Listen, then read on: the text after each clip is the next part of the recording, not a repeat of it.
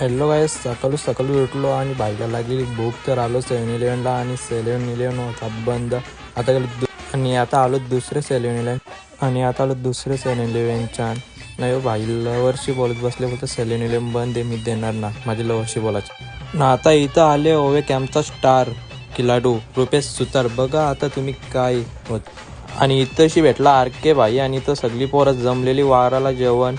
बघा अख्खे पोरांची मीटिंग भरली इथं, पक्की मोठी मीटिंग चालू आहे यांची आणि इथं विनोद शेठ जेवायला बसले. असं वाटतं का 3-4 दिवस जेवलात ना, असं जेवायला बसले. आणि इथं दुपारची झाला भजन चालू. आता ऐका तुम्ही यांचा भजन.